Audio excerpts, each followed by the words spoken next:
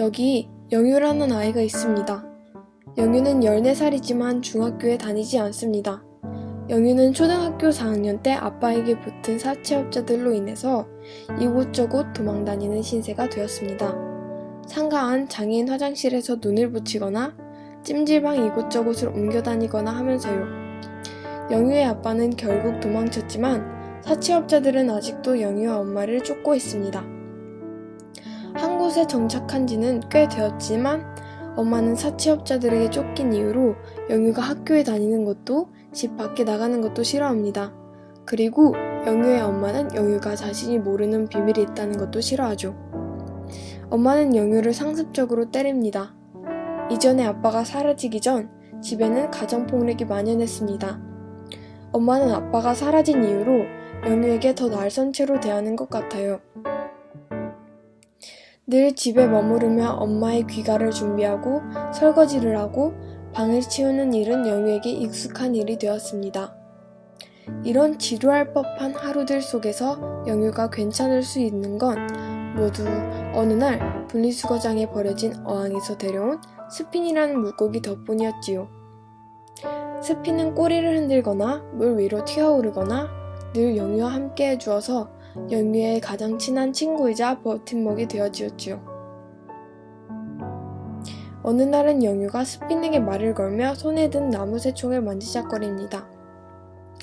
스핀, 나갔다 올게. 잠깐이면 될 거야. 영유가 집 밖을 나서려는 건 자신의 구역에 못 보던 아이가, 정확히는 그 아이가 하마같이 묵직한 엉덩이로 고장나서 하나밖에 남지 않은 자신의 그네를 망가뜨릴 것만 같았기 때문이었죠.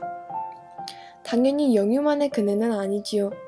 하지만 빌라 바로 앞쪽에 있는 헌 놀이터에서 자신이 특히 좋아하는 그네를 소중히 대하고 싶었던 것이겠죠?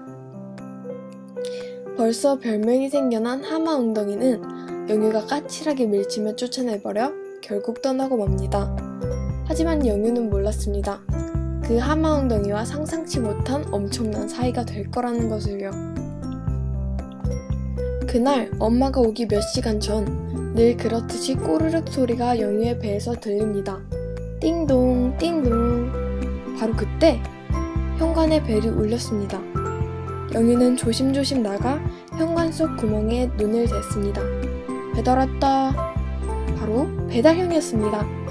배달형은 영유에게 늘 군만두를 챙겨주는 형이었어요.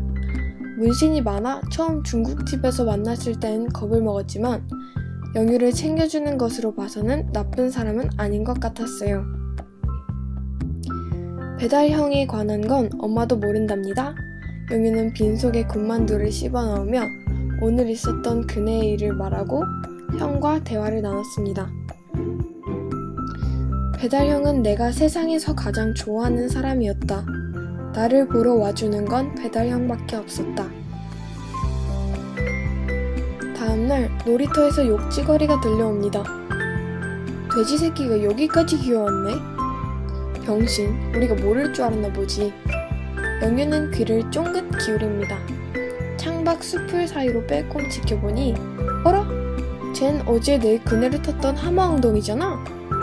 영유는 그 모습을 바라보기 시작합니다. 남자애들은 그 애의 엉덩이를 발로 차며 즐거워하고 있었습니다.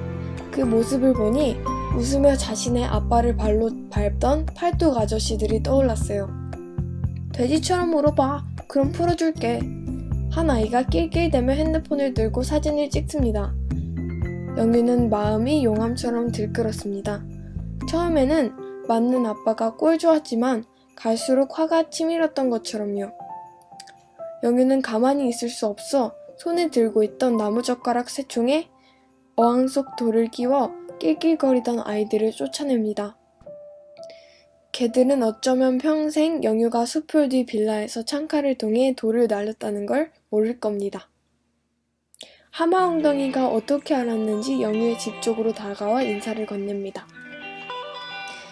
영유는 하마 엉덩이가 꺼려졌습니다. 빨리 떠났으면 좋겠다고 생각했죠. 하마 엉덩이는 자신을 류현재라고 소개합니다. 현재는 영유에게 말합니다. 아니, 그냥 고맙다고.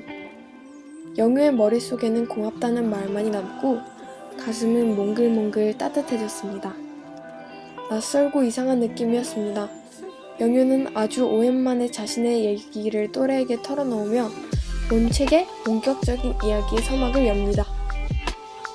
여기까지가 저의 줄거리 소개였습니다. 저는 이 책을 처음 집어들었을 때 떠오른 음악이 있습니다. 그것은 대한민국 경찰청에서 만들어진 물고기 코이의 세상이라는 노래입니다. 이 노래를 제목 그리고 소설의 주제와 잘 맞는다고 생각했습니다. 아동학대에 대한 가사가 먹먹해 기억하고 있었습니다. 꼭 들어보시길 추천드립니다. 마지막 페이지에 있는 강미호 작가님의 메시지에는 이런 이야기가 담겨져 있습니다. 3살배기 여자아이가 엄마에게 맞아 갈비뼈가 부러진 채 죽고 또 다른 5살 남자아이는 숨통이 끊어질 때까지 새아버지에게 맞았습니다. 2019년 대한민국에서 일어난 일입니다. 고통은 연령별로 오지 않습니다. 저는 이 책을 읽고 가슴이 먹먹했습니다. 잠들기 전 몇 페이지만 읽어볼까 하다가 전부 다 읽어버릴 만큼 흡입력이 강했고 대한민국에 어쩌면 세계의 아동학대의 현실이 이렇게도 차가울까 하는 마음이 들었습니다. 아동학대가 아니더라도 이 책에서 다루는 무거운 이야기들은 저의 마음을 복잡하게 만들고 뜨겁게 만들었습니다. 우리는 좋은 방향으로, 모두가 웃을 수 있는 방향으로 사회와 세상을 이끌어 가야만 한다고 다시금 생각했습니다. 우리는 가족이라는 가장 작은 공동체 안에서 벌어지는 아동학대라는 일을 쉽게 인지하지 못할 수 있습니다. 그러나 이것은 알고 있어야 합니다. 아동학대라는 것은 전혀 가볍지 않은 이야기며 외면해서도 안 된다는 일이라는 걸요. 가만히 있어도 안 됩니다. 우리는 아이들이 아프지 않은 환경, 따뜻한 환경, 밥을 잘 먹을 수 있는 환경에서 자랄 수 있도록 도와야 합니다. 저는 아동학대를 목격한 모두가 그 아이와 그 아이의 아픔을 외면하지 않았으면 합니다. 우리는 아동학대라는 사회의 문제를 잊지 않으려 계속하여 상기해야 합니다. 강미호 작가님의 어항에 사는 소년을 읽으며 아주 묵직하게 느꼈던 점입니다. 학대에 노출되어 있는 아이들을 지켜주세요. 이상으로 강미호 작가님의 어항에 사는 소년을 소개한 손예린이었습니다. 감사합니다.